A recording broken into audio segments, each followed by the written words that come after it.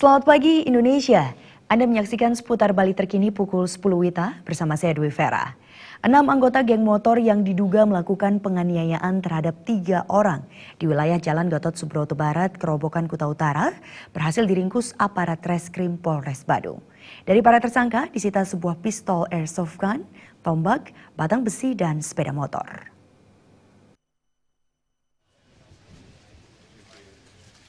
Keenam anggota geng motor yang ditangkap tersebut yakni Iputu Swardike, Made Agus Suryawibawa, Komang Dian Permana Putra, Iwayan Gede Budiantara, Riki Dedi Satraiwan, dan Komang Keju Palguna. Keenamnya diduga telah melakukan penganiayaan terhadap 3 orang di Jalan Gatot Subroto Barat.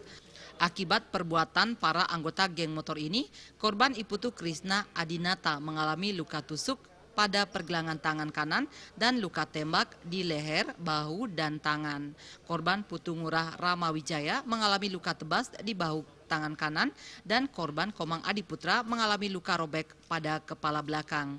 Motifnya untuk saat ini karena geng motor, ya masalah geng motor, ya, anak muda ada selisih paham.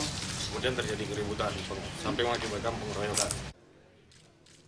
Kapolres Badung AKBP Rudi Setiawan menyatakan saat para tersangka beraksi menggunakan cadar dan 3 sepeda motor.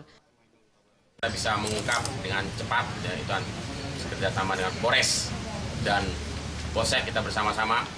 Tersangka kita amankan 6 orang. Shotgun menggunakan tombak, ya. Ada yang menggunakan dengan memukul dengan tangan. Sebuah pistol airsoft gun, tombak, barang besi, cadar, dan 3 sepeda motor disita sebagai barang bukti. Keenam tersangka dijerat pasal 170 KUHP dengan ancaman 7 tahun penjara. Raiswantara, Bali TV. Pemirsa, kami akan kembali di seputar Bali terkini 1 jam mendatang. Selamat pagi dan sampai jumpa.